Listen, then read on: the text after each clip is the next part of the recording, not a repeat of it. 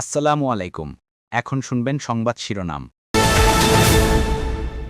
নরসিংদীর আলোকবাড়িতে ফের দুপক্ষের সংঘর্ষ, গুলিতে প্রাণ গেল যুবদল নেতার। নারায়ণগঞ্জের আড়াইহাজারে পিটুনিতে ইউপি সদস্য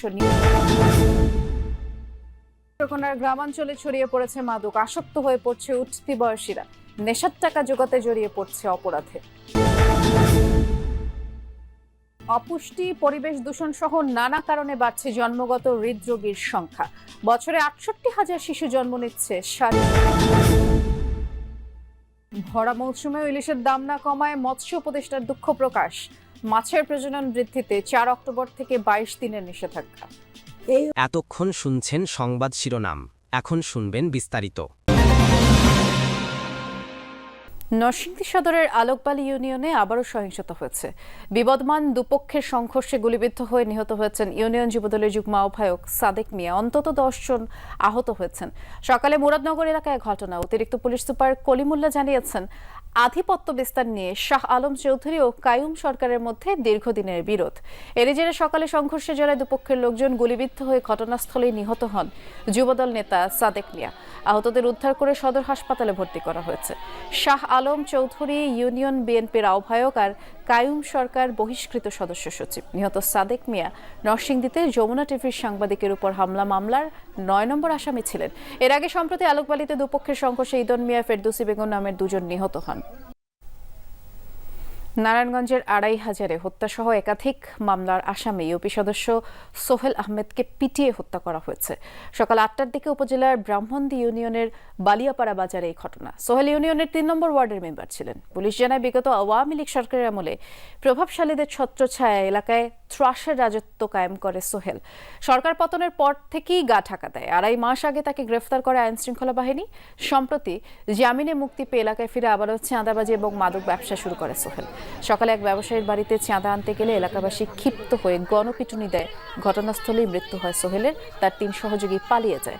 প্রাথমিকভাবে এই তথ্য জানা গেছে, এমনটি বলছে পুলিশ। আর সোহেলের বিরুদ্ধে হত্যা, ডাকাতি সহ 13টি মামলা রয়েছে। এদিকে নিহতের পরিবারের অভিযোগ, সোহেলকে পরিকল্পিতভাবে হত্যা করা হয়েছে।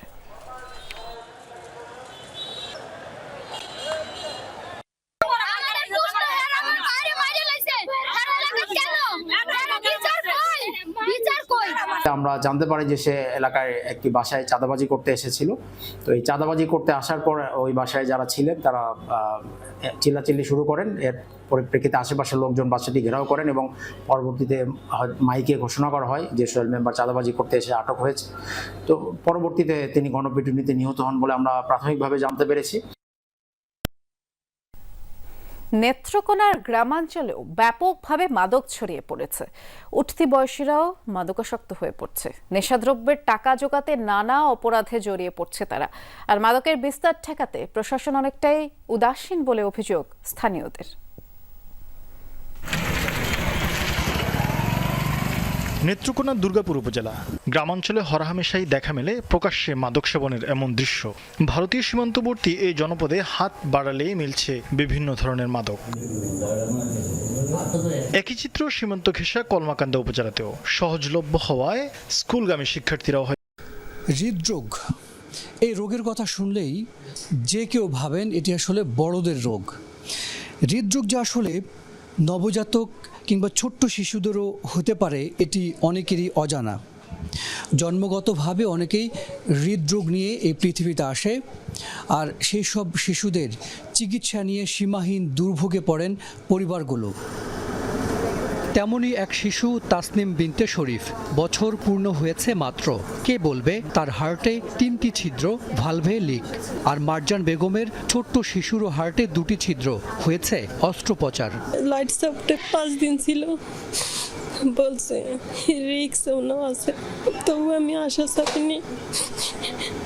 6 দিনের দিন আল্লাহ আমাদের দিকে মুখে চাইয়ে আল্লাহ ওর জ্ঞান ফিরে দিছে। পাশের কক্ষে দেখা গেল আরও কম বয়সীদের। কারো জন্ম হয়েছে 2-1 দিন আগে, কারো বয়স 2-1 মাস। পৃথিবীর আলোতে আসার পরই হৃদরোগের সঙ্গে যুদ্ধ তাদের। ভর্তি ন্যাশনাল হার্ট ফাউন্ডেশনে। যখন হয়েছে তখনকার থেকেই অসুস্থ, শ্বাস নিতে কষ্ট, মানে কান্না, শুধু কান্না করতে করতে একদম নীল হয়ে মানে অজ্ঞান হয়ে যেত, মানে মনে হয় যেন নাই। ওনাদের কাছে মানে নির্দ্বিধায় দিয়েছি, বাঁচবে কি না, ফিরে আসবে কি না, একটা অন্যরকম অনুভূতি ছিল তখন। রক্তনালী চিকন ছিল আর হার্ট ছিদ্র ছিল। এখন ও সার্জারির পর আল্লাহর রহমতে অনেকটা ভালো। শিশুদের মধ্যে হৃদরোগের প্রকোপ জানতে একটি গবেষণা করেছে বাংলাদেশ মেডিকেল বিশ্ববিদ্যালয়। 6146 শিশুর স্বাস্থ্য পরীক্ষা করা হয়। এতে প্রতি হাজারে প্রায় 19 জনের জন্মগত হৃদরোগ ধরা পড়ে। অর্থাৎ দেশে প্রতিদিন গড়ে 186 জন শিশু এই রোগ নিয়ে জন্ম নেয়। যত রিমোট এলাকা সেখানে কিন্তু জন্মগত হৃদরোগের হার আমরা একটু বেশি পেয়েছি।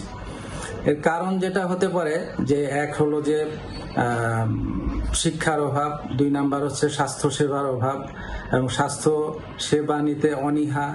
আক্রান্তদের প্রায় অর্ধেকের প্রয়োজন হয় সার্জারি, কিন্তু ঢাকার বাইরে এর চিকিৎসা নেই বললেই চলে। রাজধানীতেও হাতে গোনা কয়েকটি প্রতিষ্ঠানে রয়েছে চিকিৎসার ব্যবস্থা।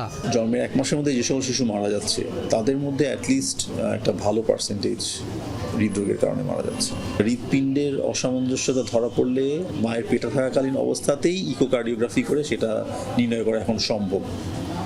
নির্ণয় করা সম্ভব, বাট গর্ভাবস্থায় চিকিৎসা দেওয়া যাবে না।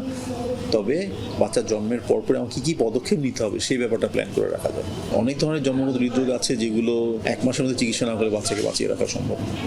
জন্মগত হৃদরোগের প্রধান কারণ এখনও অজানা। তবে গর্ভাবস্থায় পুষ্টিকর খাবার খাওয়া, চিকিৎসকের পরামর্শ নেওয়া এবং বায়ু দূষণ এড়িয়ে চলার পরামর্শ চিকিৎসকদের। খাবারের মধ্যে কেমিক্যালস দেওয়া হচ্ছে, প্রিজারভেটিভ হিসাবে হচ্ছে, টেস্টের জন্য দেওয়া হচ্ছে, আবার ফসলের মধ্যেও বিভিন্ন কেমিক্যাল সার দেওয়া হচ্ছে।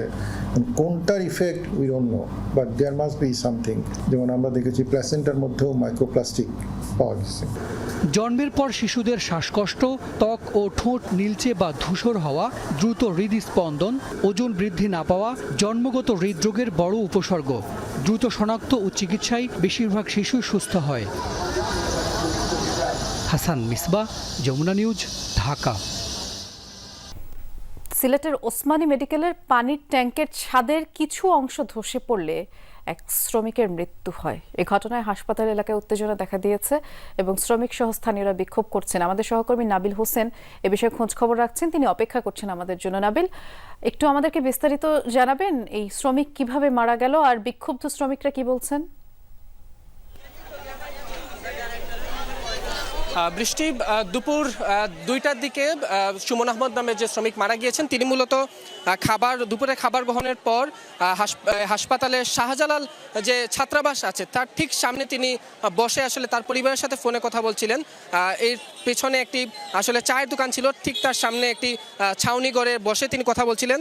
তখনই তার উপরে থাকা একটি পানির যে আসলে ট্যাঙ্কি রয়েছে, উপরে থাকা পানির ট্যাঙ্কি, সেই পানির ট্যাঙ্কির প্লাস্টারের অংশ ধসে পড়ে এবং তিনি তার উপরে এসে পড়ে, টিনের ঘর ভেঙে তার উপরে এসে পড়ার পর তিনি সেখানে ঘটনাস্থলেই মারা যান। এবং এই ঘটনার পরপরই হাসপাতালের 4th শ্রেণীর যারা কর্মচারীরা আছেন তারা মূলত এখানে বিক্ষোভ করছেন এবং তাদের দাবি চাই তারা বারবার আসলে হাসপাতাল কর্তৃপক্ষকে, গণপূর্তকে এই পানির ট্যাঙ্কি মেরামত